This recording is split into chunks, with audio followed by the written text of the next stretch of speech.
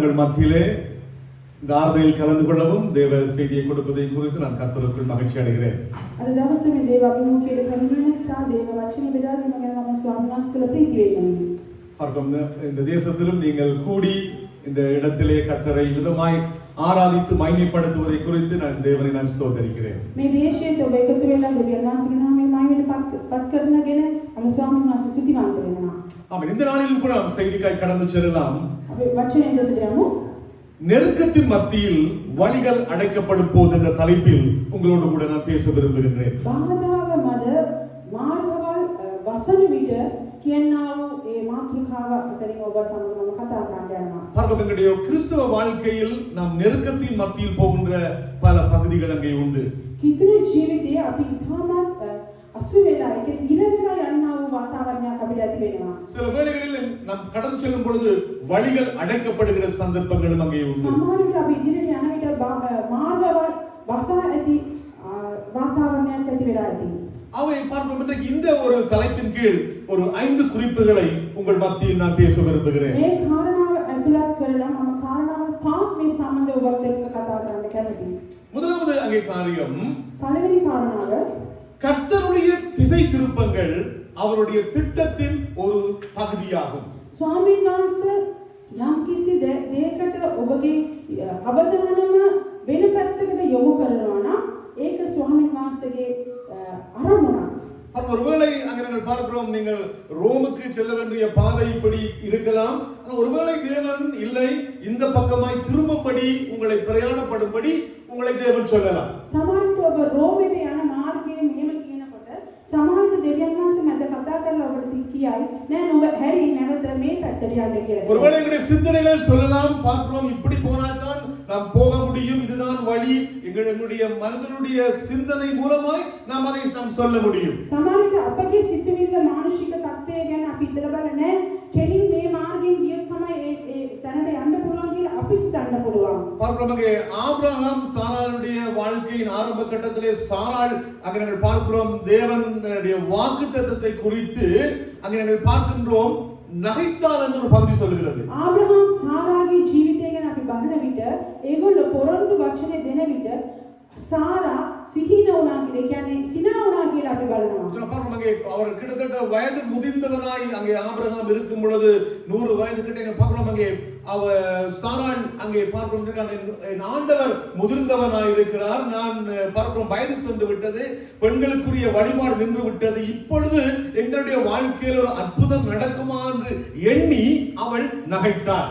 ආබ්‍රහම් සාරාට දෙවියන් වහන්සේ පොරොන්දු වචනේ දෙනකොට ආබ්‍රහම්ට අවුරුදු 100යි සාරාට අවුරුදු 75ක් වෙනකොට අපිට වයස මගේ ස්වාමියාට දැන් මහලු වයස මාගේ ගැහැණුන්ගේ තියන්නා වූ මේ මාර්ග දේවල් නැවතිලා ගියා කොහොමද මේක සිදු වෙන්නේ කියා ඔව් සිනා වුණා කියලා දේ වචන ලියා තිබෙනවා. அவள் சிந்தித்த அவருடைய நினைவுகள் ஒருவேளை சரியாய் காணப்படலாம், அவளுடைய அறிவின் நிமித்தமாய் அவள் நினைத்தது சரியாய் காணப்படலாம். සමහර විට ඔහුගේ ප්‍රඥාවන්තකමින් ඔහු සිතුවා වූ සිතුවීම හරි වෙන්න පුළුවන්. எங்களுடைய தேவனுடைய காரியம் எங்களுடைய அறிவை தாண்டிலும் கிரியை செய்யறதுதான் தேவனுடைய காரியம். දෙවියන් වහන්සේගේ ක්‍රියාව නම් අපගේ තියෙනා වූ ප්‍රඥාවට වඩා ක්‍රියා කරන්නා වූ උන්වහන්සේගේ ක්‍රියාව.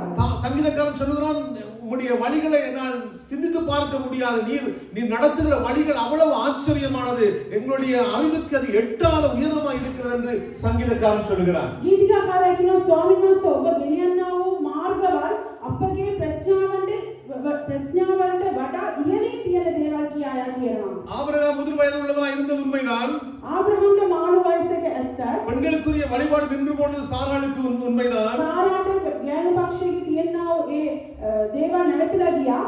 ஆனாலும் அங்கே நாங்கள் பார்க்கிறோம் தேவன் அதை தாண்டிலும் அறிவை தாண்டி கிரியை செய்கிறவர் என்பதை மறக்க கூடாது. නමුත් අපි බලනවා ස්වාමීන් වහන්සේ ඔවුන්ගේ ප්‍රඥාවට වඩා උන්වහන්සේ ක්‍රියාවක් දක්වා ගියා. இங்கே நாங்கள் பார்க்கிறோம் தேவனுடைய திட்டம் ஒரு திசை திருப்பங்கள், தேவனுடைய திசை திருப்பங்கள் அவருடைய திட்டத்தின் ஒரு பகுதி என்பதை மறக்க கூடாது. මේ ස්ථානයේ බලන ස්වාමීන් වහන්සේගේ තියෙනා වූ උන්වහන්සේගේ සැලසුම අපගේ ප්‍රඥාවට වඩා ක්‍රියා කරන්නා වූ එක පැත්තකට වෙනස් කරලා ගෙන යන්නා වූ පැත්තක් තමයි දෙවියන් වහන්සේගේ සැලසුම.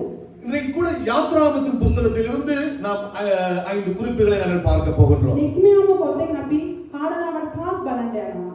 அங்கே முதலாவது குறிப்பிலே இந்த வசனம் யாத்ராகமம் 14ஆம் அதிகாரம் 2வது 3வது வசனங்களை வாசிக்க கேட்போம். නික්මයාම 14 වෙනි පරිච්ඡේදයේ අපි දෙවෙනි තුන්වෙනි පදය අපි කියවලා බලමු. திருப்பி கொண்டாட தமிழ் மொழியில வாசிங்க. 14 யாத்ராகமம் 14ஆம் அதிகாரம் 2வது 3வது வசனங்கள். නික්මයාම 14 2 3 திருப்பி கொண்டாட வாசிங்க. நீங்கள் திரும்பி மிக்தோலுக்கும் சமுத்திரத்துக்கும் நடுவே மகாசெபோனுக்கு முன்பாக இருக்கிற இரு பள்ளத்தாக்கின் முன்னணியிலே பாளையம் இறங்க வேண்டும் என்று இஸ்ரவேல் புத்திரருக்கு சொல்லு. அதுக்கு எதிராக சமுத்திரக்கரையிலே பாளையம் இறங்குவீர்களாக. அப்பொழுது பார்வோன் இஸ்ரவேல் புத்திரரை குறித்து அவர்கள் தேசத்திலே திகைத்து திரிகிறார்கள், வனாந்திரம் அவர்களை அடைத்து போட்டது என்று சொல்லுவான்.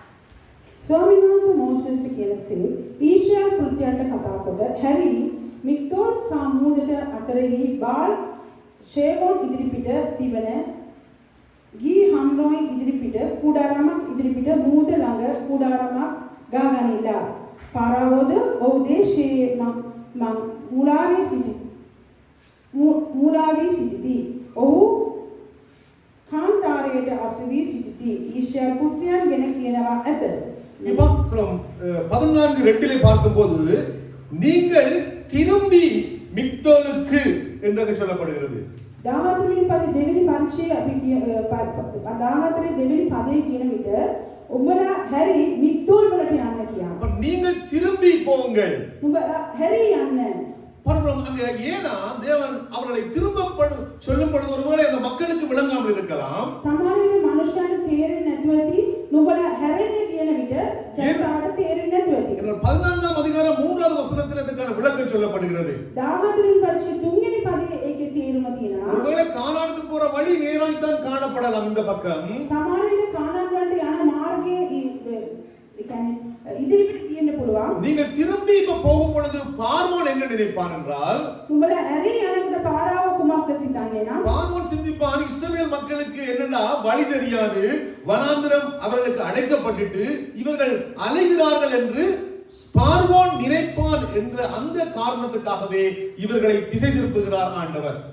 මේගොල්ල හැරිලා ගියොත් පාරාව සිතන මේගොල්ලන්ට වනාන්තරයේ වසලා තිබෙන නිසා මේගොල්ල හැරි යන්න දන්නේ නැහැ කියලා. නමුත් දෙවියන් වහන්සේ කියනවා උඹලා හැරි මික්තෝල් වලට යන්න කියන්නේ පාරාවට වඩා දෙවියන් වහන්සේගේ ඒ තියෙනව සැලසුම වහන්සේ ජනතාවට පෙන්වන්න කරනවා. அதைத்தான் 3ஆம் வசனம் அழகாய் சொல்கிறது. அப்பொழுது பார்வோன் இஸ்ரவேல் புத்திரரை குறித்து அவர்கள் தேசத்திலே திகைத்து திரிகிறார்கள், வனாந்திரம் அவர்களை அடைத்து போட்டது என்று அவன் சொல்லுவான். ඒකේ තමයි තුන්වෙනි පදේ ලියා තිබෙනවා පාරාවෝද ඔහු දේශයේ මං මුලාවී සිටිති. ඔහු කාන්තාරයට අසුවී සිටිති. ඊශ්‍රායල් පුත්‍රයන් ගැන කියනවා ඇත. මම පාරාවගේ සිත දැඩි කරන්නේ මේ කියලා ලියා තිබෙනවා. எதிரியுடைய சிந்தனையை மாற்றுவதற்கு, எதிரியை குழப்புவதற்கு பார்க்கிறோம் தேவன் தன்னுடைய திட்டத்தில் ஒரு திசை திருப்பத்தை ஏற்படுத்துகின்றார். විරුද්ධකාරයාගේ සිතුවිල්ල විරුද්ධකාරයාගේ තියෙනා වූ අරමුණ වෙනස් කරන්න උන්වහන්සේ තමාගේ සිතුවිල්ල උන්වහන්සේගේ සැලසුම උන්වහන්සේ වෙනස් කරනවා. இரண்டாவது அங்கே இந்த குறிப்பிலே நாங்கள் பார்க்கும்போது එවැනි කාරණාවක් බලන විට திறக்கப்பட்ட பாதையிலும் போராட்டங்கள் அங்கே உண்டு. ඇරුණා වූ මාර්ගය තුලත් ඔවුන්ට පොර බැඳී තිබුණා. பார்க்கிறோம் இஸ்ரவேல் மக்களை எகிப்திலிருந்து வெளியிலே கொண்டு வருவதற்காக அநேக முயற்சிகள் அங்கே எடுக்கப்பட்டது. ඊශ්‍රායල් සෙනගව මිසරෙන් පිටතට ගේන්න බොහෝ දේවල් ඒගොල්ලෝ උත්සාහ කරා. மோசே எவ்வளவு நேரங்களில பார்க்கிறோம் அங்க போய் பார்வோனிடத்துல பேச வேண்டிய சந்தர்ப்பம் இருந்தது. மோசஸ் கீழ பார்வோனோட கதா කරන්න සිදු වුණා. பார்க்கிறோம் பார்வோனுடைய இருதயம் கடினப்பட்டது. அவன் அனுப்ப மாட்டேன் என்று பல முறைகள் அங்கே சொல்லிக் கொண்டிருந்தார். පාරාවගේ සිත දැඩික මම යවන්නේ නැහැ කියලා ඔහු සිත දැඩි කරගෙන சில வழிகள சொன்னான், ஒருவேளை ஆண்களை போங்க, ஆம்பளை மட்டும் போங்க, பிள்ளைகள் இருக்கட்டும், அல்லது நீங்க போங்க, சொத்துக்கள் இருக்கட்டும், பல டீலிங், பல காரியங்கள் அவன் அந்த பேச்சுவார்த்தையில காணப்பட்டது. සමහර වෙලට කිව්වා පුරුෂ පක්ෂයන් යවන්න ළමයි ඉන්න නැත්නම් ළමයි ඉන්න ගෑනු පක්ෂයන් කියලා සමහර බොහෝ කාරණාවල් පාරාව ඇති කරගෙන ඒගොල්ලන්ව යවන්න බැරුව හිටියා. இறுதியிலே பார்க்கிறோம் ஒரு மாதிரி பார்க்கிறோம் பார்வோன் சொல்லிட்டான் இப்ப நீங்க போங்கண்டாச்சு. අන්තිමට අපි බලනවා පාරාව කියනවා නුඹලා දැන් පිටත් වෙලා යන්න කියලා. ஒருவேளை அங்க நினைக்கலாம், ஓகே என்ன சொல்றது, பாதைகள் இப்ப திறக்கப்பட்டுட்டு, பாதைகள் அங்கே திறக்கப்பட்டுட்டு இனிமேல் ஒன்றுமே இல்ல, போராட்டமே இல்ல, திறந்த வழிதான் நீங்க நினைக்கலாம். සමහර විට හිතන්න පුළුවන් දැන් කිසි බාධාවක් නැහැ, මාර්ගවල් විවෘත වුණා, කිසි බාධාවක් නැතුව ඒගොල්ලෝ යන්න පුළුවන් කියලා හිතන්න පුළුවන්. பல வேளைகளில் பார்க்கிறோம், எங்களுடைய வாழ்க்கையில ஒரு வழி திறக்கப்பட்டு சொல்லி சொன்னா நாங்க என்ன செய்யறோம்? அதுக்கு பிறகு எங்களுடைய ஜெபங்கள் குறைஞ்சு விடும், எங்களுடைய அவதானங்கள் குறைஞ்சு விடும், கவனங்கள் குறைஞ்சு விடும். ஏன் எனக்கு அநேக நாள் அடைக்கப்பட்ட வழி இப்ப திறந்துச்சு, இனி எல்லாமே நல்லா நடக்க போகுதுன்னு சொல்லி நாங்க என்ன செய்யலாம்? அஜாக்கிரதையாய் காணப்படலாம். සමහර විට අපේ ජීවිතයේ එක මාර්ගයක්, ලස්සන මාර්ගයක් දෙයක් විවෘත වුණාම අපේ ආඥාව අඩු වෙනවා, අපේ කාලේ දේ වචන අඩු වෙනවා. අපි හිතනවා දැන් ඔක්කොම හරි, අපිට සම්පූර්ණ වෙයි කියලා හිතාගෙන අපි ඒ පැත්තේ අපි ඇරිලා වෙනස් වෙනවා. யாரை விழுங்கலாம் என்று சத்துருவான் பார்க்கிறோம், யாரை விழுங்கலாம் என்று சொல்லி கட்சிக்கிற சிங்கம் போல அவன் திரிகிறான் என்று சொல்லி. අපි දන්නවා මේ වචන තුල ගොරවන සිංහයෙක් මෙන්ස් යක්ෂයා කාවද ගිලින්න කියලා බලාගෙන ඉන්නවා කියලා අපි කියනවා. ஒரு ஒரு ஒரு படம் ஒன்று நான் பார்த்தேன், ஒரு போட்டோ ஒன்று நான் பார்த்தேன். பாஸ்டர் போட்டோ එකක් දැකලා තිනවා. அதுல பரலோகத்துக்கு போற வழியும் நரகத்துக்கு போற வழியும் இருந்தது, நடுவுல ஒரு பெரிய சிவர் அடை இருந்துச்சு. ස්වර්ගයට යන මාර්ගයකුයි பரலோகத்துக்கு நரகத்துக்கு. ස්වර්ගයට යන මාර්ගයයි නිරයට යන මාර්ගයයි මැදි පිටියක් තියෙනවලු.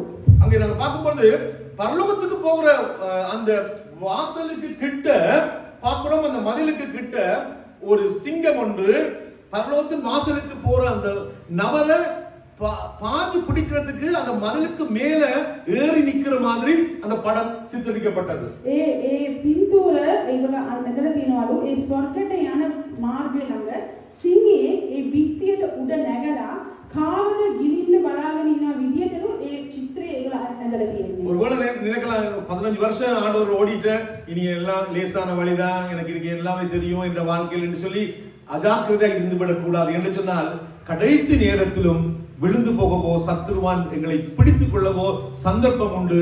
ஆகவே நிக்கிற என்று சொல்லுகிற நீ விடாமல் விழிப்பாய் என்று வேதம் சொல்லுகிறது. සමහර විට අපි හිතන්න පුළුවන් අවුරුදු 5ක් ගෙවිලා ගියා, මට දැන් ඔක්කොම දන්නවා, මම දැන් හරි සම්පූර්ණයි කියලා හිතාගෙන අපි ඉන්නවා නම් ඒක වැරදි. හැම විටම අපි සූදානම් වෙන්න ඕනේ. අන්තිම මොහොතක් එක තප්පරයක් ඇති යක්ෂයා බලාගෙන ඉන්නවා. ඒ අන්තිම තප්පරේ අපි වැටෙන විට අපිව අල්ලගන්න. நாங்க பார்க்கிறோம், பார்வோன் ஜனங்களை போக விட்டாச்சு.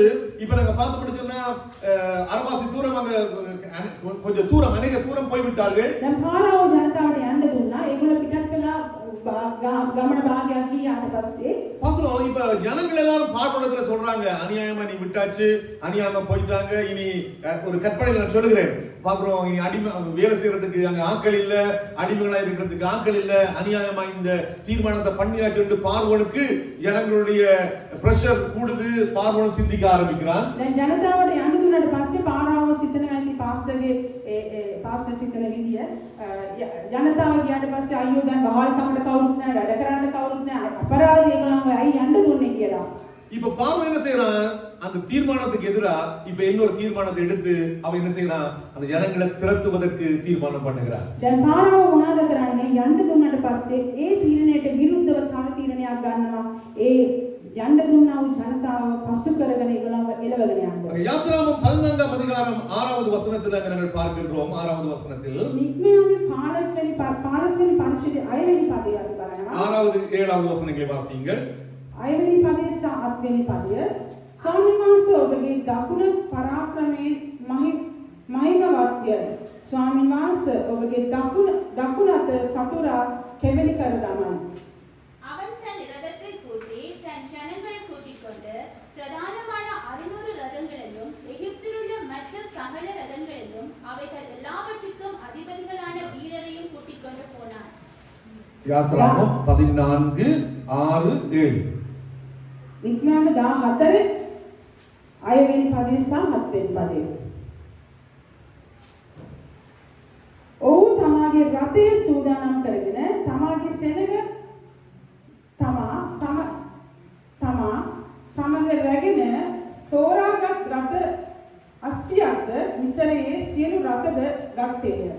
பார்க்கிறோம், என்ன செய்யறான்னு சொன்னால் அவன் தன் ரதத்தை பூட்டி தன் ஜனங்களை கூட்டிக் கொண்டு ඔහු තමාගේ ජනතාව අරගෙන තමාගේ රථයක් ඔවුන් සූදානම් කරගෙන பிரதானமான 600 ரதங்களையும் ප්‍රධාන රතවල් 800ක් අරගෙන எகிப்துள்ள மற்ற ரதங்களையும் මිසරයේ සියලු රතද அவர்கள் எல்லாவற்றுக்கும் அதிபதிகளான வீரர்களையும் ඒවා සියල්ල කෙරෙහි සේනා නායකයන්ද கூட்டிக் கொண்டு இவர் இந்த ஜனங்களை பின்தொடர்ந்து பிடிக்கச் செல்கின்றார். ඒගොල්ලන් එක්කගෙන මේ ජනතාව පසු කරගෙන යනවා. பாக்குறோம், இந்த வழி திறக்கப்பட்டது உண்மைதான். මාර්ගය විවෘත වන එක ඇත්ත. ஆனால் அங்கே நாங்கள் போராட்டம் நெருக்கம் என்ன முடியல. නමුත් ඔවුන්ට පොරබැඳී ඉවර වුණේ නැහැ. அப்புறம் அங்க இன்னைக்கு எங்களுடைய வாழ்க்கையிலும் கூட இன்றைக்கு பார்க்கிறோம், எங்களுடைய வாழ்க்கையில மிகவும் அங்கே முக்கியம். ஒருவேளை திறக்கப்பட்ட வாசலா இருக்கலாம், ஆனா எங்கள் வாழ்க்கையில விழிப்பு எப்பொழுதும் காணப்பட வேண்டும். සමහරට අපේ ජීවිතේ අපගේ මාර්ගය විවෘත වෙලා ඇති. නමුත් අපි හැම විටම අවදිව සිටින්න යුතුයි. மூன்றாவதாக நாங்கள் பார்க்கும்போது තුන්වෙනි කාරණාව අපි බැලුවොත් நெருக்கங்களின் மத்தியில் உங்கள் அடையாளம் வெளிப்படும். ඔබගේ පොරබැඳීම් මැදදී ඔබට සලකුණක් ඔබට වැටේ. இப்ப பாக்குறோம், திறக்கப்பட்ட வாசல் இருந்துச்சு. இப்ப மூன்றாவது பார்க்கும்போது அங்க ரதங்கள் வருகிறது, போர் வீரர்கள் வருகிறாங்க. இந்த காட்சியை கண்களால இப்ப தூரத்துல பார்க்க கூடியதா இருக்குது இஸ்ரவேல் மக்களுக்கு. ඊශ්වර් සෙනගට ඔවුන්ගේ ඇස් දෙකින් බලනවා ද මාර්ගය විවෘත වුණා. නමුත් සේනාවක් කෙනෙක් ඔවුන් දුටුවා. ஆகவே இப்பொழுது அவர்களுடைய அடையாளம் வெளிப்பட ஆரம்பிக்கிறது. දැන් ඒ ජනතාවගේ සලකුණ පිටතට ගේන පෙනුණා. அவன் இன்றைக்கு பார்க்கிறோம், நெருக்கத்தின் மத்தியில தான் கிறிஸ்துவுடைய அடையாளம் வெளிப்படும். පොරබැඳීම් මැදට තමයි ක්‍රිස්තුවාගේ සලකුණ පිටතට එන්නේ. பாக்குறோம், இன்னைக்கு இருக்கிறது எல்லாமே நல்லா இருக்கும்போது எல்லாருமே நல்லா தான் இருப்போம். ඔක්කොම හොඳට තියෙනකොට ඔක්කොමලා හොඳට තමයි ඉන්නේ. நான் ஒருவர் சொன்னார், கிறிஸ்தவனை தீண்டிப்பார், அப்பொழுது அவனுடைய குவாலிட்டி என்னன்னு தெரியும் என்று. அல்லது குத்திப்பார். එක්කෙනෙක් කිව්වලු එක කිතුලෙක්ට පොඩ්ඩක් කෙලිතලා බලන්න, එතකොට එයාගේ සැබෑකම දැනගන්න පුළුවන්ලු. எல்லாம் நல்லா இருக்கீங்க, நாங்க எல்லாம் அமைதியா இருக்கிற மாதிரி இருக்கும், தாழ்மையா இருக்கிற மாதிரி இருக்கும், இரக்கம் உள்ள மாதிரி இருக்கும். ஆனா ஒரு சின்ன பிரச்சனையை கொடுத்து பாரு, அப்ப குவாலிட்டி அவனுடைய ஆழம் என்ன என்பதை அப்பதான் நீ புரிஞ்சு கொள்ள முடியும். හොඳට ඉන්නකොට ඔක්කොම හොඳට ඉන්නේ. පොඩ්ඩක් යාට පොඩි ප්‍රශ්නයක් දීලා බැලුවොත් එතකොට තමයි එයාගේ සැබෑ එයාගේ ගතිගුණ පිටතට දැනෙන එක අපිට දැනෙන්නේ. ஒருவேளை நீங்க கூட கடந்த கால கிறிஸ்தவ வாழ்க்கையில நீங்க கண்ணால கண்டிருக்கலாம். සමහරවිට ඔබගේ පසුගිය කිතුණු ජීවිතයේ ඔබගේ ඇස්වලින් ඒක දකින්න ඇති. சபைகள்ல கண்டிருக்கலாம், வெளியில நீங்க கண்டிருக்கலாம். සභාවේ දකින්න ඇති, පිටත දකින්න ඇති. இப்படி ஜெபிக்கிற சிஸ்டரா இப்படி கோபப்படுறா, මෙච්චර යාඥා කරන සිස්ටර් කෙනෙක් කොහොමද මේම கோප වෙන්නේ? இப்படி ஊழியர் செய்யற பிரதரா இவ்வளவு ஆத்திரப்பட்டு கடினமா கதைக்கிறார். මේම සේවය කරන බ්‍රදර් කෙනෙක්ද මේම கோප වෙලා කතා කරන්නේ? அவை நெருக்கத்தின் மத்தியில் தான் எங்கள் அடையாளம் வெளிப்படும். පොරබැඳීම් මැද තමයි අපගේ සලකුණ පිටතට එන්නේ. என்ன சொன்னா, நாம் வாயினால பேசுகிறதை பார்க்கிறோம், ஜனங்கள் எங்கள் நடக்கைகளை சாட்சியை பார்த்து புரிந்து கொள்வதுதான் மிகவும் முக்கியம். අපි වචනේ ප්‍රකාශ කරනට වඩා අපි ක්‍රියාවට දක්වන එක තමයි මනුෂ්‍යයන් දැකලා ඒක ක්‍රියාවට සාක්ෂි ලෙස கூட පිළිගන්නේ. நான் பார்த்து படிச்சேன்னா, இன்னைக்கு அநேக தேசங்களில் அல்லது இலங்கை இந்தியா தேசத்துல கூட இன்னைக்கு எவ்வளவோ எழுப்புதல் கூட்டங்கள், எவ்வளவோ பிரசங்கங்கள் கூட்டங்கள், எழுப்புதல் கூட்டங்கள் எல்லாம் நடக்குது. බොහෝ ඉන්දියා ලංකාවේ දේශවල බොහෝ පිළිබීමේ රැස්වීම් වල පවත්වනවා. அப்புறம் தப்பில்ல. ඒක වැරදි නෑ. ஆனா නමුත් கடந்த காலங்களை எண்ணி பார்க்கும் பொழுது පසුගිය කාලේ පොඩ්ඩක් ඇරලා බැලුවොත් இன்னைக்கு பாருங்க, எங்க இலங்கை தேசமோ இந்தியாவோ ஆப்பிரிக்கா போன்ற நாடுகளில மிஷனரிகள் வந்து பார்க்கிறோம், பிரசங்கங்களை பண்ணினதை பார்க்கிலும் தங்கள் சாட்சியின் வாழ்க்கையும் கிரிகைகளும் அதிகமா இருந்துச்சு. මිෂනරි වරුන් ඇවිල්ලා ඉන්දියා ලංකාව අප්‍රිකා දේශවල මිෂනරිස් ඇවිල්ලා ඒගොල්ලෝ දේශනය කරාට වඩා ඒගොල්ලන්ගේ සාක්ෂිමත් ජීවිතය තමයි වැඩිපුර තිබුණේ. அப்போ சாட்சியா இருந்த ஒரு மனுஷன் கொஞ்சம் சொன்னாலும் அது தாக்குதல் கொடுக்கும். සාක්ෂිමත් ලෙස ජීවත් වෙලා එක මිනිහෙක් පොඩි වචනයක් කතා කරොත් හරි ඒක ලොකු බලපෑමක් ඇති වෙනවා. எதுவும் நாம சொல்றீங்க. කීදේකාවෙන් කියනවා. கணக்க சொல்லி போட்டு என் வாழ்க்கையில சாட்சி இல்லாட்டிக்கு நான் 2 மணி நேரம் பிரசங்கம் பண்ணாலும் அது ஒண்ணுமே இல்லை. ඕ කතා කරලා අපේ ජීවිතේ සාක්ෂිමත් ජීවිතයක් නැත්තම් ඒකේ ප්‍රයෝජනයක්. அன்னைக்கு அவ்வளவு மிஷனரிகள் வந்தாங்க, கஷ்டப்பட்டாங்க, உழைச்சாங்க, பள்ளிக்கூடத்தை கட்டினாங்க, படிப்பிச்சாங்க, வைத்தியம் பார்த்தாங்க, எவ்வளவு காரியத்தை செஞ்சாங்க, பெரிய தாக்கத்தை கொண்டு வந்தது. බොහෝ මිෂනරි වරුන් ඒ කාලේ ඇවිල්ලා ස්කෝලවල ඇදුවා, හොස්පිටල් ඇදුවා, ළමයිට නැති බැරි ළමයිට අනාථ මඩම් ඇදුවා, බොහෝ දේවල් කරා. නමුත් ඔවුන්ගේ ජීවිතේ සාක්ෂියක් නැත්තම් ඒකේ ප්‍රයෝජනයක්. அவருடைய இந்தியால ஒரு பிரசித்தி பெற்ற சிஎம்சி மெடிக்கல் சென்டர் ஒன்று இருக்குது. எத்தனை பேர் கேள்விப்பட்டீங்கன்னு தெரியல. இந்தியால சிஎம்சி மெடிக்கல் சென்டர் என்று சொல்லி ඉන්දියාවේ ප්‍රසිද්ධ CMC කියනවා வேலூர்ல. මෙඩිකල් හොස්පිටල් එකක් තියෙනවලු වේලූරු කියනවා නගරේ. ஹார்ட் ஆபரேஷன்ல இருந்து எல்லாமே செய்யற ஒரு பெரிய ஒரு ஹாஸ்பிடல் பெரிய විශාල හොස්පිටල් එකක් ஹார்ட் ஆபரேஷன் ஹார்ட் சர்ஜரி ඔක්කොම කරන්න විශාල හොස්පිටල් එකක්. அப்புறம் அன்னைக்கு ஒரு மிஷனரி அந்த தேசத்துக்கு போய் அங்க ஊழியம் செய்யும் பொழுது அங்கே பெண்களுக்கு ஆண்கள் வைத்தியம் பார்க்க கூடாது என்ற ஒரு காலகட்டம் இருந்தது. මිෂනරි වරුන් ගිහලා ඒ නගරය තුල සේවය කරනකොට ගැහැණු පක්ෂයට පුරුෂ වෛද්‍යවරුන් වෙදකම් කරන්න හොඳ නැහැ කියනවා දෙයක් ඇති වුණා. அப்ப அங்க பாக்குறோம் அங்க ஒரு மிஷனரி குடும்பம் இருந்துச்சு. ஆனா அவர் ஒரு டாக்டர் எல்லாருக்கும் வைத்தியம் பார்ப்பார். ஆனா அந்த பிள்ளைப்பர் நேரங்களில அவர் பெண்களுக்கு வைத்தியம் பார்க்க முடியாதனால இரவு நேரங்களில் கத்தி சத்தம் கேட்கும். விடிய பார்த்தா அந்த தாய் அந்த குழந்தை செத்தபடி வீட்டுக்கு முன்னால பிரேத ஊர்வலம் போகுமாம். ஆனால் இவரால அந்த பெண்களுக்கு வைத்தியம் பார்க்க முடியாது. ඒ මිෂනරි වරුවා එයා වෛද්‍යවරුව කෙනෙක්. ඒගොල්ලෝ දාලා තියෙන නීතිය නිසා ඒ හොස්පිටල් එකේ ගැප් මව් කෙනෙකුට ඒ බබා අම්මෙන ඒ වෙදකම කරන්න එයාට ඉඩ දුන්නේ නෑලු. නමුත් එයා රැයට සද්ද එනවලු ළමයි ඒ කියන්නේ මව්වරුන් කෑ ගාලා අඬන සද්දේ. උදේට නැගිටලා බැලුවොත් ඒ අම්මා ඒ දරුවයි මැරලා ඇතිලු. அவருடைய மகள் அவருடைய அந்த மிஷனரியுடைய மகள் இதை அநேக நாட்களாய் தன் கண்களாலே பார்த்தார். ඒ මිෂනරි වරුවාගේ දුව බොහෝ කාලයක් මෙවැනි සිද්ධි වල ඇස්තකින් බැලුවලු. பாருங்க அந்த மகள் என்ன செஞ்சார்? திரும்ப கப்பல் ஏறி பிரயாணப்பட்டு பாருங்க ஐரோப்பிய கண்டத்துக்கு திரும்ப வந்தார். එයාගේ දුව එයා නැවකට නැගලා නැවත එයා පිටත් වෙලා யூரோப் தேசයකට ආවා. இங்கே பாருங்க இந்த நாட்டுக்கு வந்து திரும்ப அவள் வைத்தியத்தை படித்தாள். பெண் வைத்தியராய் வருவதற்காக டாக்டருக்காக படித்தாள். එයාගේ මිෂනරි වගේ දුව මේ யூரோப் தேசයට ඇවිල්ලා ඩොක්ටර් කෙනෙක්ට එයා නැවත ඉගෙන ගන්න පටන් ගත්තා. அங்கே பார்க்கிறோம் அவள் அங்கே அக்கிய ராஜ்யத்திலே வந்து படித்து தன்னுடைய தரிசனத்தையும் இந்தியா தேசத்தினுடைய மக்களுடைய காரியத்தையும் சொல்லி பார்க்கிறோம். படித்து பட்டம் பெற்றவளாய் திரும்ப கப்பல் ஏறி இந்தியா தேசத்துக்கு போனார். එයා ඒ யூரோප දේශයේ ඉගෙනගෙන ඩොක්ටර් කෙනෙක් වෙලා නැවත නැගලා එයාගේ ඉන්දියා දේශයට ගියා. பாருங்க அவளுடைய பேர் தான் ஐடா ஸ்கேலர். එයා ඒ දුවගේ නම තමයි ஐடா ஸ்கேலர். அவள் போய் திரும்ப ஸ்தாபித்த அந்த வைத்திய ஸ்தாலை தான் கிறிஸ்டியன் மெடிக்கல் சென்டர் சிஎம்சி வேலூர்ல இன்றைக்கு இவ்வளவு பிரசித்தி பெற்றதா இருக்கிறது. அது නැවත එයා ගිහිල්ලා ස්ථාපක කරාවු ඒ හොස්පිටල් එක තමයිලු கிறிஸ்டியன் சிஎம்சி කියනවාවු ඒ ஹாஸ்பிடல் එක. 8 பேரோடு கூட பாக்குறோம் அந்த ஒரு நர்சிங் ஸ்கூல் வந்து ஆரம்பித்தார். 8 දෙනෙක් එක්ක ඒ නර්சிங் ஸ்கூலே පටන් ගත්තා එයා. இன்றைக்கு ஆயிரக்கணக்கான மக்கள் அங்கே பயனடைகிற பார்க்கிறோம். ஒரு பெரிய வைத்தியசாலையை காணப்படுகிறது. அது බොහෝ විශාල ஹாஸ்பிடல் එකක් වෙලා බොහෝ මනුෂ්‍යයන් අද එකකින් පළ ලබා ගන්නවා. அந்த வேலூர் அந்த இருக்கிற எத்தனையோ பல கிராமங்களில சில கிராமங்களில முழுவதுமே கிறிஸ்தவர்களா இன்னைக்கு இருக்கிறார்கள். එතන ළඟ තියෙනවා බොහෝ පුංචි ගම් පළාත්වල බොහෝ කිතුණුවන් බිහි වෙලාලු. அவங்க ஏன் அதிகம் பிரசங்கம் பண்ணல, ஆனா சாட்சியாய் நின்று கிரியைகளோட கர்த்தருடைய வார்த்தையை பிரசங்கித்தார்கள். එයි නම් එයා බොහෝ දේශනා කරේ නෑ. නමුත් ක්‍රියාව තුළින් දෙවියන් වහන්සේගේ අරමුණ එයා සැලසුවා. பிரசங்கங்கள் இருக்கிறது, எழுப்புதல் கூட்டங்கள் எல்லாம் இருக்குது. ஆனா அந்த அளவுக்கு பிரச்சனைகளும் பிரிவினைகளும் சண்டைகளும் இருக்கிறதுனால வார்த்தை ஜனங்களுக்குள்ளே மாற்றங்களை தாக்கங்களை கொண்டு வர முடியவில்லை. අද බොහෝ පිපිදීම් යාඥාවල් රැස්වීමල් දේ වචනේ ඔක්කොම තියෙනවා. නමුත් වෙනස් වීමක් අද ජනතාවට වෙනස් වීමක් තුලින් ජනතාවට බලපෑමක් ඇති කරන්න බැරුව තියෙනවා. அது இங்கே நம்ம பார்ப்போம். யாத்ராகமம் 14ஆம் அதிகாரம் 10வது வசனத்திலே பார்க்கும்போது නික්මියම් 14 10 වෙනි පදේ අපි බලන විට 10 11 12வது வசனங்களை வாசியுங்கள். பார்வோன் சமீபித்து வருகிற போது இஸ்ரவேல் புத்திரர் தங்கள் கண்களை ஏறெடுத்து பார்த்து எகிப்தியர் தங்களுக்கு பின்னே வருகிறதை கண்டு மிகவும் பயந்தார்கள். அப்பொழுது இஸ்ரவேல் புத்திரர் கர்த்தரை நோக்கி கூப்பிட்டார்கள்.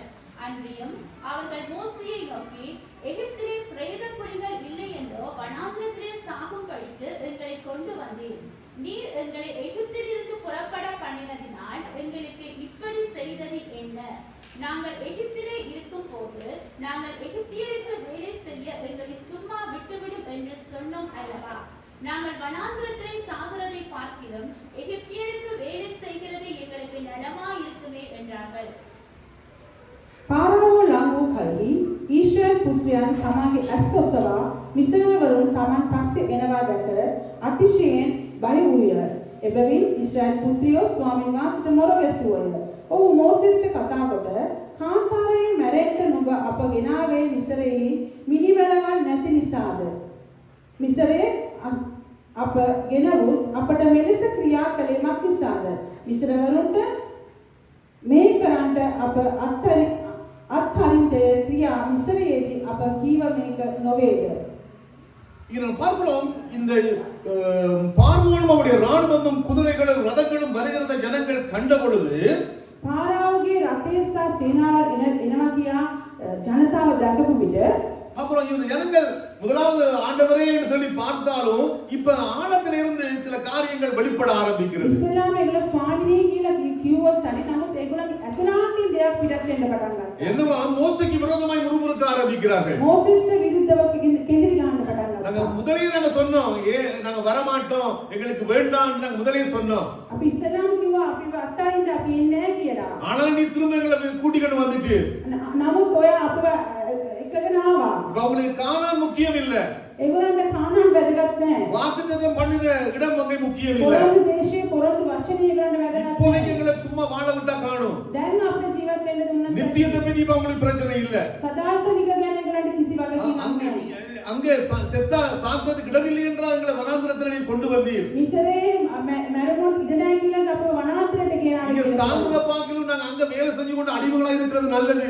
මේ මැරෙන්නට වඩා අපි මිසරේ අපි බහල්ල විදිහට ඉන්නේ හොඳයි නේ කියලා. வாக்குத்தத்தத்தை அடையிறதுக்கு நெருக்கப்படுறதுக்கோ பாடுபடுறதுக்கோ இந்த பாடுகளை ஏற்றுக்கொள்றதுக்கு உங்களுக்கு விருப்பம் இல்ல.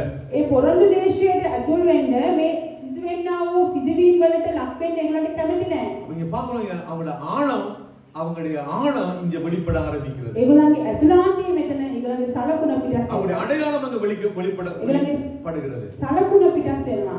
எங்களுடைய ஆழங்கள் எப்படி இருக்கிறது? මාගේ සලකුණ කොහොමද තියෙන්නේ? ஒருவேளை எங்களுடைய வாழ்க்கையில கூட நெருக்கங்கள் எதிர்காலத்துல வரலாம். අපේ ජීවිතයේ අනාගතයේ පොරබැඳීම් ඇති වෙන්න පුළුවන්. எந்த இடத்துலயும் எந்த காலத்துலயும் நெருக்கமே இல்லாம இருக்காது. කොයි ස්ථානේ කොයි වෙලාවෙත් අපිට පොරබැඳීම් නැතුව ඉන්න බෑ. பார்க்கிறோம். நான் 33 வருஷத்துக்கு மேலாய் ஜெர்மன் தேசத்தில் எங்களுடைய சபையை நான் ஸ்தாபித்து நடத்தி வருகிறேன். පාස් අවුරුදු 33ක් ජර්මන් දේශයේ සභාව පවත්වාගෙන ඉන්නවලු.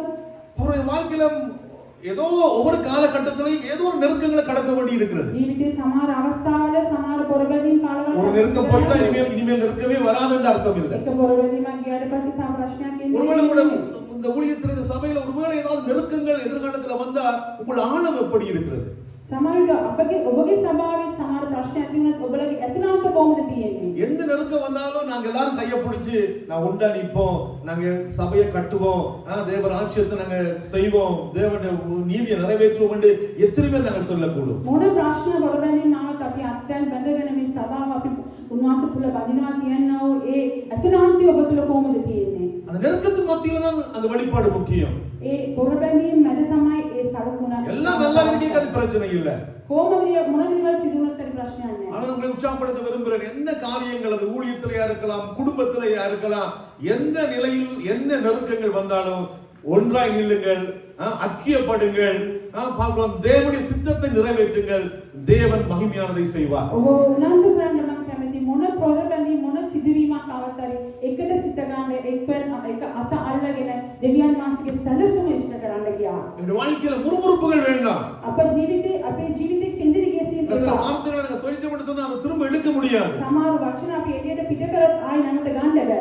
பார்க்கிறோம். ஆகவே நாம் பார்க்கிறோம் வாழ்க்கையின் சாட்சி மிகவும் முக்கியம். අපේ ජීවිතයේ සාක්ෂිය ඉතාමත් අවශ්‍යයි. நானும் நீங்களும் வாசிக்கப்படக்கூடிய நிருபங்களாய் காணப்படுகிறோம். ඔබයි මායි කියවන්න පුළුවන් වූ පොත් ලියවිලි වෙන්න ඕනේ.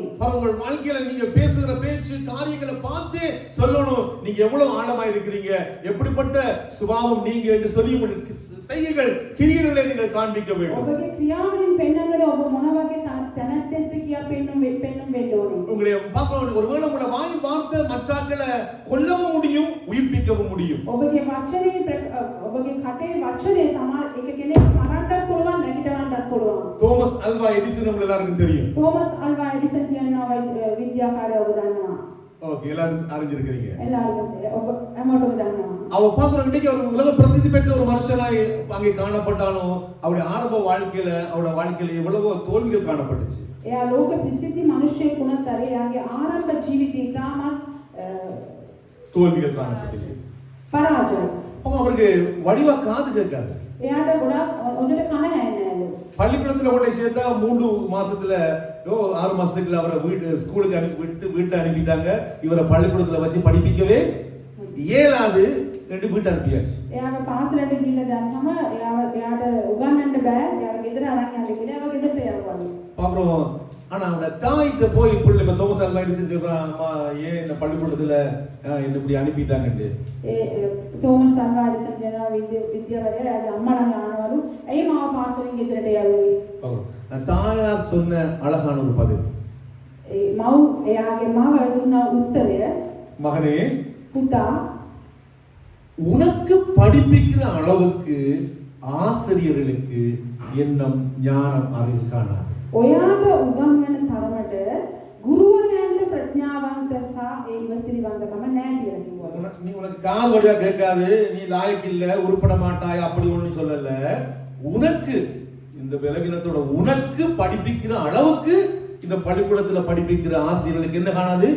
ஞானம் அறிவு காணாது. එයා තමන්ගේ පුතාට ඔයාට කන එන්නේ නැහැ, ඔයා දුර්වලයි කියලා කිව්වේ නැහැ.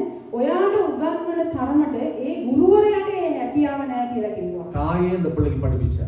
එයා මවම ඒ පුතාට උගන්වන්න පටන් ගත්තා. எவ்வளவோ கண்டுபிடிப்புகள்ல முதல்ல தோல்வி பெற்றார். බොහෝ දේවල් එයා අඳුන්වා දෙනකොට එයා පරාජයපත් වුණා. இறுதியில உலகம் சொல்ற அளவுக்கு அவர் கண்டுபிடிப்புல அவர் முன்னுக்கு வந்தார். අවසානයේ මුළු ලෝකෙටම ප්‍රසිද්ධ විද්‍යාවලිය. தாயுடைய அந்த வார்த்தை அந்த பிள்ளைய பாக்குறோம் ஞானமாய் உருவாக்கிச்சு. ඒ මවගේ වචනය ප්‍රඥාවන්තකලින් ඒ දරුවව ඉහළට ගෙනිච්චා. அதை பாருங்க, எங்களுடைய சாட்சியின், எங்களுடைய வாழ்க்கை, எங்களுடைய பேச்சு, எங்களுடைய நடக்க முன்மாதிரிகள் மிகவும் முக்கியமாய் காணப்படுகிறது. අපේ ජීවිතයේ සාක්ෂිය, පෙනීම, කතාව ඉතාමත් ඉදිරිපත් වීම ඉතාමත් වැදගත්. நான்காவதாய் பார்க்கும் பொழுது හතරවෙනි දේ කාරණාව බලන විට பார்க்கிறோம் எங்களுடைய விசுவாசத்தின் வெளிப்பாடுகள் என்ன? අපගේ ඇදහිල්ලේ එළිදරව් මොකක්ද? நெருக்கத்தின் மத்தியில, பாடுகள் மத்தியில நான் எல்லாரும் சொல்றோம், நாங்க விசுவாசிகள், விசுவாசிக்கிறோம், ஆண்டவரை நம்புறோம்னு சொல்லி. ஆனாலும் விசுவாசத்தின் வெளிப்பாடுகள் என்ன? අපි විශ්වාස කරනවා දෙවියන් වහන්සේ කියලා කියනවා. නමුත් අපේ ඇදහිල්ලේ එළිදරව් කොහොමද තියෙන්නේ? பார்க்கிறோம், இங்கே ஒரு வசனத்தை வாசிக்கலாம். யாத்திராகமம் 14:13வது வசனத்தை வாசிங்க. ඉක්මයානේ 14 13 වෙනි පදේ කියලා බලමු අපි. அப்பொழுது மோசே ஜனங்களை நோக்கி, பயப்படாதிருங்கள், நீங்கள் நின்று கொண்டு இன்றைக்கு கர்த்தர் உங்களுக்கு செய்யும் ரட்சிப்பை பாருங்கள். இன்றைக்கு நீங்கள் காண்கிற எகிப்தியரை இனி என்றைக்கும் காண மாட்டீர்கள். මෝසෙස් බය නොවෙලා නිශ්චලව සිට ස්වාමීන් වහන්සේ අද නුඹලාට සිදු කරන දේ ගැලවීමේ බලපල්ලා. මක්නිසාද නුඹලා අද දුටු මිසරවරුන් නැවත තවත් කවදාවත් නොදන්නෝය. அதை பார்க்கிறோம். மோசே இப்ப ஜனங்களுக்கு சொல்லுகிற காரியம், ஜனங்களுக்கு என்ன வந்துட்டு? பயம் வந்துட்டு. இவங்க எல்லாம் வராங்க, இப்ப ஒரு பயத்தின் அடையாளம். கொஞ்ச நேரம் முறுமுறுக்குறாங்க, பயப்படுறாங்க. இப்ப மோசே திரும்ப ஜனங்களுக்கு சொல்லுகிற காரியம், මේගොල්ලෝ බය වෙනවා, කොඳුරු ගන්නවා. එතකොට මෝසෙස් ඒ ජනතාවට කියන කාරණා 3 காரியத்தை இதிலே வலியுறுத்தப்படுகிறது. කාරණාව තුනක් සඳහන් වෙලා තියෙනවා. முதலாவது காரியம், பயப்படாதிருங்க. පළවෙනි කාරණාව බය නොවෙලා. அப்பொழுது மோசே ஜனங்களை நோக்கி பயப்படாதிருங்க. මෝසෙස් බය නොවෙලා. விசுவாசம், நல்ல விசுவாசம் பயங்களை நீக்கும். යාපත් ඇදහිල්ල බය නැති කරයි. எத்தனை ஆமென் சொல்றீங்க? நல்ல நல்ல விசுவாசம், என்ன விசுவாசிக்க உங்களுக்கு இருக்கிற பயங்கள் உங்களை விட்டு நீங்கும். විශ්වාස කරන්න තමයි ඔබ තුළ තියෙන බය ඔබගෙන් නැති වෙලා යන්නේ. ஆமென். அது பயப்படாது இருப்பது விசுவாசத்தின் ஒரு வெளிப்பாடு. බය නැතුව ඉන්න එක තමයි ඇදහිල්ලේ සලකුණ. அந்த வசனம் சொல்றான், முதலாவது பயப்படாதிருங்கள், இரண்டாவது நீங்கள் நின்று கொண்டு இன்றைக்கு கர்த்தர் உங்களுக்கு செய்யும் அற்புதத்தை. පළවෙනි කාරණාව බය නොවෙලා, දෙවෙනි කාරණාව අද නුඹලා සිටගෙන අද දවස් ස්වාමීන් වහන්සේ නුඹලාට කරන්න යන දේ. பயந்து நீங்க ஓடுறதோ, பின்னுக்கு போறதோ, சரணடைகிறதோ இல்ல. நீங்கள் பயப்படாமல் நின்று இன்றைக்கு கர்த்தர் செய்கிற காரியம். ඔබලා බය වෙලා පසුබට වෙන එක නෙමෙයි. අද දෙවියන් වහන්සේ නුඹලාට කරන්න යන දේ සිටගෙන බලන්න කියලා. பயப்படாதிருப்பது ஒரு அடையாளம், බය නොවි සිටින එකයි සලකුණක්. உறுதியாய் நிற்பது ஒரு அடையாளம். සිටගෙන ඊමත් එක සලකුණක්. பிரச்சனைகள் மத்தியில உறுதியா நாங்க நிக்க வேண்டும். ஆமென். ප්‍රශ්න වල තමයි අපි දැඩි ලෙස සිටගෙන பாடுகளின் மத்தியில தான் நீங்க எல்லாம் நக்கியப்பட்டு ஒருமனப்பட்டு நிக்கும். බැරි කමෙන් තමයි අපි එක්සිට් වෙලා ඉන්න යුතුයි. நெகேமியா பாக்குறோம், அலங்கத்தை கட்டன்னு சொன்னோன்னா அந்த எல்லாரும் வந்து கரங்களை பிடிச்சு நல்ல வேலைக்காய் தங்கள் கரங்களை உண்டா சேர்த்தாங்க. නෙහෙමියා දේවාලගා අදන් බලන්න යනවා කියන විට මනුෂ්‍යයන් නැවිලා යාගේ අත අල්ලගෙන එක්සිත් වුණා. அப்ப உறுதியாய் நில்லுங்கள். දැඩි ලෙස සිට ගන්න ඕනේ. இன்னும் அந்த அதிகாரத்துல நீங்க 14, 15, 16ல வாசித்து பார்க்கும்போது அதன் பின்பு அவர்களுக்கு சொல்லப்படுகிறது இப்பொழுது புறப்பட்டு போங்கள். ඊට පස්සේ 14 16 වෙනි පදවල් කියලා ගන්නකොට මාස කියනවා දැන් උඹලා පිටත්ව යන්න කියලා. இப்பொழுது புறப்பட்டு போங்கள். දැන් පිටත්ව යන්න. அதுக்கப்புறம் பயப்படாமல் இருக்கிறது ஒரு வெளிப்பாடு, බය නොවී සිටින එක සලකුණා. உறுதியாய் நிற்பது ஒரு வெளிப்பாடு, දැඩි ලෙස සිට ගන්න එකත් සලකුණා. புறப்பட்டு போறதும் ஒரு வெளிப்பாடு. පිටත්ව යන එකත් සලකුණා. எல்லாம் விசுவாசத்தின் வெளிப்பாடு. මේ ඔක්කොම ඇදහිල්ලේ සලකුණා. ஆபிரகாம் நீ போன்னு சொன்னோன்னா புறப்பட்டு போனதும் விசுவாசத்தின் ஒரு வெளிப்பாடு. ආබ්‍රහම්ට යන්න කියන විට ආබ්‍රහම් පිටත්ව ගියේ ඇදහිල්ලේ සලකුණ ලෙස. அதை நாம் பார்க்கிறோம். இன்றைக்கு எங்களுடைய வாழ்க்கையின் விசுவாசத்தின் வெளிப்பாடுகள் என்ன? අපේ ජීවිතයේ ඇදහිල්ලේ සලකුණ කුමක්ද කියලා අපි බලන්න යුතුයි. வெறுமனே விசுவாசிக்கிறேன் விசுவாசிக்கிறேன் என்று சொல்லுகிறது அல்ல விசுவாசம். නිකම්ම විශ්වාස කරනවා ඇදහිල්ල තියනවා කියලා කියන එක නෙමෙයි. எங்கள் விசுவாசம் வெளிப்பட வேண்டும். අපේ ඇදහිල්ල පිටත සලකුණක් වෙන්න ඕනේ. அதை மற்றவர்கள் பார்க்க வேண்டும். ඒක බොහෝ අනිත් අය බලන්න ඕනේ. நான் நீங்களும் விசுவாசத்தின் சந்ததிகள் என்பதை மற்றவர்கள் பார்க்க வேண்டும். මමයි ඔබයි ඇදහිල්ලේ සෙනගක් කියලා අන් අය බලන්න ඕනේ. எங்களை அநேகர் எங்களை கூப்பிடுறது நீங்கள் ஒருத்தருக்கு சொல்றதே விசுவாசிகள் என்று. நீங்க ඔබ අපිට එක එක්කෙනා අපි කියන්නේ ඇදහිලිවන්තයෝ කියලා. அவருடைய வாழ்க்கையில் அந்த விசுவாசம் வெளிப்பட வேண்டும். නමුත් ඒ ඇදහිල්ල පිටත් වෙන්න ඕනේ. அவன் இறுதியாக 5வது குறிப்பாக நாங்கள் பார்க்கிறோம். අන්තිම කාරණාව පස්වෙනි කාරණාව අපි බලනකොට நெருக்கத்தின் மத்தியில் தேவனுடைய நாமம் மகிமைப்படும். ඒ පොරබැඳීම් ඉරවි තිබෙනා වූ කාලය මැද ස්වාමීන් වහන්සේගේ නාමය මහිමට பாடுகளின் மத்தியிலும் நெருக்கத்தின் மத்தியிலும் தேவன் மகிமைப்படுகிறார், தேவன் கிரியை செய்கிறார். ඒ පොරබැඳීම් මැද දෙවියන් වහන්සේ මහිමටපත් වෙනවා, දෙවියන් වහන්සේ ක්‍රියා කරනවා. யாத்ராகமத்தின் புஸ்தகம் 14ஆம் அதிகாரம் 21வது வசனம். නික්මන 17 21 වෙනි පදය. 21 21 වෙනි පදය. 21 22 வாசிங்க. 21 22. மோசே தன் கையை சமுத்திரத்தின் மேல் நீட்டினான். அப்பொழுது கர்த்தர் ராமுழுதும் பலத்த கீழ்காற்றினால் சமுத்திரம் ஒதுங்கும்படி செய்து அதை வறண்டு போக பண்ணினார். ஜலம் பிளந்து பிரிந்து போயிற்று. இஸ்ரவேல் புத்திரர் சமுத்திரத்தின் நடுவாக வெட்டாம் தரையிலே நடந்து போனார்கள். அவர்கள் வலது புறத்திலும் அவர்கள் இடது புறத்திலும் ஜலம் அவர்களுக்கு மதிலாக நின்றது. ඕසිස් තමාගේ අත මුහුදට උඩින් දිග කොළේය. ස්වාමීන් වහන්සේද ඒ මුළු රාත්‍රියේ බලවත් වූ නැගෙනහිර සුළඟක් කරන කොටගෙන මුහුද ආපසු යන්න සලස්වා මුහුද ගොඩ බිමක් කළා. සේක ජලද වෙදී ගියේය. ඉස්රායල් පුත්‍රයෝ විහිළි භූමිය පිට මුහුද මැදට ගියේය. ජලය ඔවුන්ගේ දකුණු පැත්ත වම් පැත්තද ඔවුන්ට තාප්පයක් මෙන් විය. මිස්රවරු එනම් පාරාවෝගේ සියලු අශ්වයන්ද ඔවුන්ගේ රථ ඔවුන්ගේ අසරුවරුන්ද ලූබදුවාය. இதில் பார்க்கிறோம், மோசே அங்கே கரத்தினை நீட்டுகிறான். அந்த பெரிய சமுத்திரம் பாரு, இவ்வளவு லட்சம் மக்கள் கடப்பதற்கு ஏதோ ஒரு சின்ன வழி அல்ல. அந்த சமுத்திரம் ஏதோ கொஞ்ச ஒரு அடி தூரம் அல்ல, அவ்வளவு பெரிதான அந்த சமுத்திரம் இரண்டாய் பிளந்து அவர்களுக்கு மதிலாய் அங்கே பாதுகாப்பாய் அங்கே வெட்டாம் தரையாய் மாறினது ඒ சமுத்திரம். විශාල මුහුද දෙකට බැඳිලා එක වියලි භූමියක් වෙලා ඒකට තාප්පයකුත් දාලා දෙවියන් වහන්සේ ජනතාවව ගෙනියන එකම බලනවා. அதுல பார்க்கிறோம், இது மட்டுமல்ல. 26வது வசனத்தை வாசிக்கும் பொழுது 26 27 வாசியுங்கள். 26 27 අපි කියලා බලනකොට கர்த்தர் மோசேயை நோக்கி, ஜலம் எகிப்தியர் மேலும் அவருடைய ரதங்கள் மேலும் அவருடைய குதிரை வீரர் மேலும் திரும்பும்படிக்கு உன் கையை சமுத்திரத்தின் மேல் நீட்டு என்றார். அப்படியே மோசே தன் கையை சமுத்திரத்தின் மேல் நீட்டினான். விடிய காலத்தில் சமுத்திரம் பலமாய் திரும்பி வந்தது. எகிப்தியர் அதற்கு எதிராக ஓடும் போது கர்த்தர் அவர்களை கடலின் நடுவே கவிழ்த்து போட்டார். ස්වාමීන් වහන්සේ මෝසෙස්ට කතා කොට ජලයේ විසරවරුන් පිටට ඔවුන්ගේ රථ සහ අසරුවරුන් පිටට හැරී එන පිරිස උඹේ අත මුහුද කෙරෙහි දිගු කරන්නයි කීසේක. මෝසෙස් තමාගේ අත මුහුද කෙරෙහි දිගු කළේය. පාත්තු කල මුහුද ඒ නියම ස්වභාවයට ඇරුණේය. இதில் பார்க்கிறோம், அங்கே அந்த சமுத்திரம் பார்க்கிறோம், இஸ்ரவேல் மக்களுக்கு, தேவ ஜனங்களுக்கு மதிலாய் நின்றது, அரணாய் நின்றது, பாதுகாப்பாய் நின்றது. ஆனால் இப்ப அவங்க என்ன சொன்னாங்க, அந்த 600 ரதங்கள், விசேஷமான ரதங்கள், இன்னும் ஏனைய ரதங்கள், போர் வீரர்கள் எல்லாரும் சமுத்திரத்துல வரையங்க பாக்குறோம். ரெண்டு இவங்க இங்க பக்கம் நிக்கிறாங்க, சமுத்திரத்தின் பக்கத்துல, அவங்க சமுத்திரத்தின் மற்ற பக்கத்துல வந்து கொண்டிருக்கிறாங்க.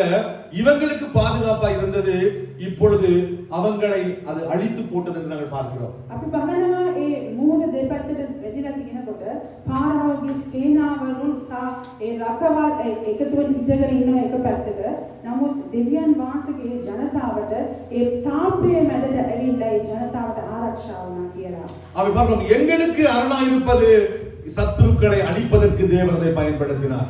අපට උන්වහන්සේ ඒ සතුරාව පරාජය කරන්න උන්වහන්සේ පාවිච්චි වෙනවා.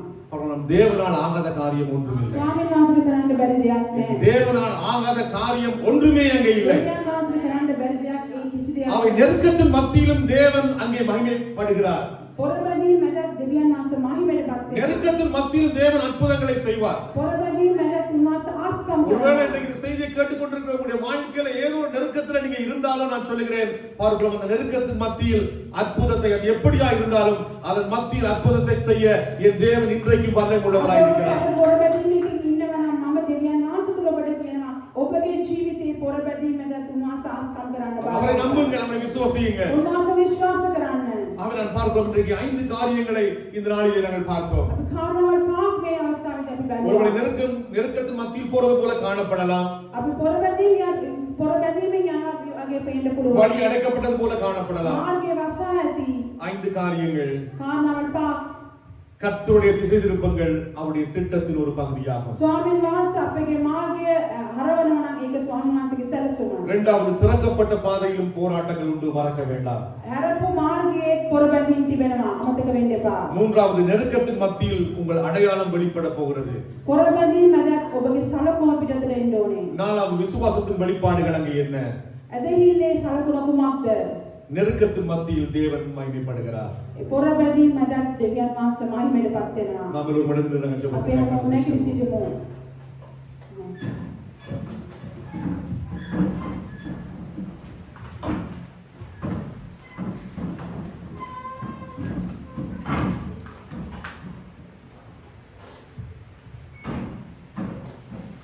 நம் கண்களை மூடி தேவ சமூகத்திலே நாம் காத்திருப்போம். අපගේ වහන්සේගේ අභිමුඛයේ අපි කැප කරමු. இந்த வார்த்தைக்காய் எங்களை நாங்கள் ஒப்புக் கொடுப்போம். මේ වචනට අපි මාසික අභිමුඛයේ අපි බාහිර කරමු.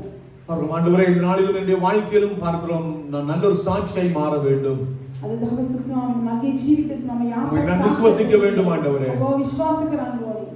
ஆண்டவரே, நீர் எந்த சூழ்நிலையிலும் அற்புதங்களை செய்ய வல்லமுள்ள தேவனாய் මොන இருக்கிறீர். වාතාවරණයක ඔබ ආස්කම් කරන්න ஆண்டவரே, බලන්න. நல்ல சாட்சி வெளிப்படட்டும் அப்பா. යාපත් සාක්ෂිය விசுவாசத்தின் ஆண்டவரே வெளிப்பாடுகள், அடையாளங்கள் என் வாழ்க்கையில வெளிப்படட்டும். එදිදර ස්වාමීනි එදහිල්ලේ එදිදර සලකුණවල් මාගෙන් එළිවෙන්න ඕනේ ස්වාමී. அவர் ஒரு 2 நிமிடங்கள் நாம் இந்த வார்த்தைகளை ஒப்புக் கொடுத்து நாங்கள் அர்ப்பணித்து நாங்கள் விடுதலை திறந்து எல்லோரும் நாங்கள் ஜெபம் பண்ணுவோமா? අපි ආඥා කරන මේ වචනට අපව කැප කරලා වචනේ මෙනෙහි කරමින් අපි எல்லாரும் நாம் ஜெபம் பண்ணுவோம். நன்றி ஆண்டவரே, நம்மளுடைய நன்றியோடு ஸ்தோத்திரிக்கிறோம் அப்பா.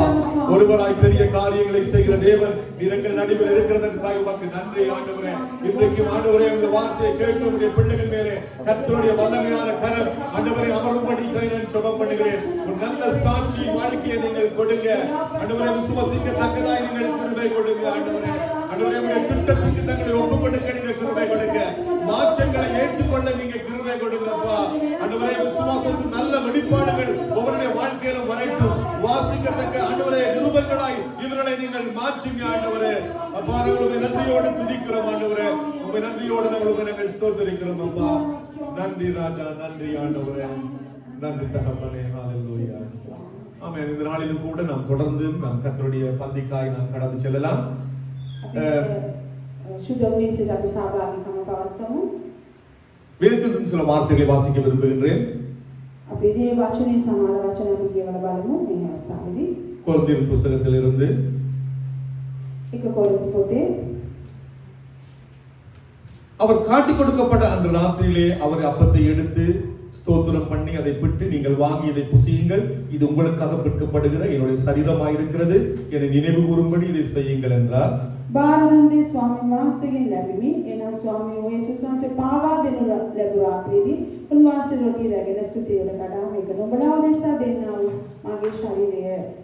போஜனம் பண்ணின பின்பு அவர் அந்தபடியே பாத்திரத்தையும் எடுத்து, இந்த பாத்திரம் என் இரத்தத்தினாலாகிய புதிய உடன்படிக்கையாய் இருக்கிறது, நீங்கள் இதை பானம் பண்ணும் போதெல்லாம் என்னை நினைவு கூறும்படி இதை செய்யுங்கள் என்றார். රාත්‍රී කෑමෙන් පසු කුසලානක්දී මේ කුසලාන මාගේ නෙහින් පීඩුවන අලුත් ගිවිසුමය. යම් පමණවර නුඹලා මෙහි බොන්නවද එපමණවර මා සීකිරීම පිණිස මේක කරන්නයි කීසේක. ஆகையால் நீங்க இந்த அப்பத்தை புசித்து இந்த பானத்திற்கு பானம் பண்ணும் போதெல்லாம் கர்த்தர் வருமளவும் அவருடைய மரணத்தை தெரிவிக்கிறீர்கள். නුඹලා යම් පමණවර මා මේ රොටි කන්නවද කුසලාන බොන්නවද එපමණවරක් ස්වාමීන් වහන්සේන තුරු නුඹලා වහන්සේගේ මරණය ප්‍රකාශ කරන්නේය. இப்படி இருக்க இவன் அபாத்திரமாய் கர்த்தருடைய அப்பத்தை புசித்து அவருடைய பாத்திரத்தில் பானம் பண்ணுகிறானோ அவன் கர்த்தருடைய சரத்தையும் இரத்தத்தையும் குறித்து குற்றமுள்ளவனாய் இருப்பார். නුසුදුසු ලෙස මේ රොටි කන්නා වූ නොබත් ස්වාමීන් වහන්සේගේ කුසලානෙන් බොන්නා වූ කවරෙක නොබත් ස්වාමීන් වහන්සේගේ ශරීරය ගැන ලේ ගැනත් වරදකාරයෙක් වන්නේය. எந்த மனுஷனும் தன்னைத்தானே சோதித்தறிந்து இந்த அப்பத்தை புசித்து இந்த பாத்திரத்தில் பானம் பண்ண கடவன். එක් එක්කෙනා තම තමාව සෝදිසි කොට ඒ රොටි කෑවාවේ කුසලානෙ බීවාවේ. ஏனத்தினானில் அபாத்திரமாய் போஜனம் பண்ணுகிறவன் கர்த்தருடைய சரீரம் இன்னதென்று தியானித்து அறியாதனால் தனக்கு ஆக்கினை தீர்ப்பு வரும்படி போஜனம் பண்ணுகிறான். කන්නාව බොන්නාව තැනැත්තේ ශරීරය නොවිසනවා නම් තම තමාටම දඬුවම් පැමිණ ලෙස කන්නේය බොන්නේය. இதன் நிமித்தம் உங்களில் அநேகர் பலவீனரும் வியாதியுள்ளவருமாய் இருக்கிறார்கள், அநேகர் நித்திரடைந்து இருக்கிறார்கள். ඒ නිසා නුඹලා අතරේ බොහෝ දෙනෙක් දුර්වල වෙලෙව සිටිති. බොහෝ දෙනෙක්ද නින්දටපත් වෙති. நம்மை நாம் நிதானித்து அறிந்தால் நாம் நியாயம் தீர்க்கப்படும். අපි අපව විමසමු නම් අපි විනිශ්චය කරන්න ලබන්නේ නැත. ආමේන්. நாம் ஜெபம் பண்ணுவோம். අපි ආඥා කරමු. கிருபை நல்ல ஆண்டவரே, இந்த அருமையான இந்த ஓய்வு நாளுக்காய் நம்ம உமக்கு நன்றி செலுத்துகிறோம். ස්වාමීනි මේ ශුද්ධ දවස නිසා ඔබ ස්තුතිවන්ත වෙනවා. இந்த அப்பத்தை இந்த ரசத்தை நீர் ஆசீர்வதிக்கும்படிக்கு நான் ஜெபிக்கிறேன். ශුද්ධ මේසිය ඔබ ආශිර්වාද කරන්න. சிலுவையில் நீர் எங்களுக்காய் ஆண்டவரே உம்முடைய சரீரத்தை பிற்க கொடுத்ததற்காக எனக்கு நன்றி செலுத்துகிறோம். ඔබ වහන්සේ කුරුසියේ ස්වාමීනි ඔබගේ ශරීරය ඔබ වහන්සේ කැඩුවා ස්වාමීනි. ஆண்டவர் சிந்தப்பட்ட உம்முடைய இரத்தத்துக்காக நான் உமக்கு நன்றி செலுத்துகிறோம். ඔබගේ ලේ නිසා ස්තුති කරනවා. பிதாவே, இவ்வளவாய் நீர் எங்களை நேசித்தீர், அதற்காக நன்றி. යානි ඔබ මෙලෙස අපිට ප්‍රේම කරපු නිසා ස්තුති. ஒரே பேரான குமாரனை எங்களுக்காய் தந்ததற்காக ஸ்தோத்திரிக்கிறோம். ඒක ජාතික පුත්‍රයාව අප වෙනුවෙන් දුන්න නිසා ස්තුතියි. இயேசு கிறிஸ்துவே, உம்முடைய சரீரத்தையும் இரத்தத்தையும் எங்களுக்காய் நீர் தந்தீர், அதற்காக நன்றி அப்பா. යේසුනි ඔබගේ ශරීරය සහ ඔබගේ ලේ ඔබ වහන්සේ අප වෙනුවෙන් දුන්න නිසා ස්තුතියි. ஆண்டவர், இந்த அப்பத்தையும் இந்த ரசத்தை நீங்கள் ஆசீர்வதிங்க. මේ ශරීර මේ රොටිය සහ කුසලානේ ඔබ වහන්සේ ආශිර්වාද කරන්න. பங்குள்ள பிள்ளைகளை நீங்கள் ஆசீர்வதிங்க. පෞකාරව දක්වනා දරුවන් ආශිර්වාද කරන්න. தகுதிப்படுத்துங்க ஆண்டவரே. අප සුදුසුමත් කරන්න. உம்முடைய வருகைக்கு நாங்கள் ஆயத்தப்பட கிருபை தாங்க. ඔබගේ ඊමට අප සුදුසුමත් කරන්න අපට කරුණාව දක්වන්න. இயேசுவின் நாமத்தில் ஜெபிக்கிறோம் நல்ல பிதாவே. යේසුස් වහන්සේගේ නාමයෙන් ආඥා කරන්න.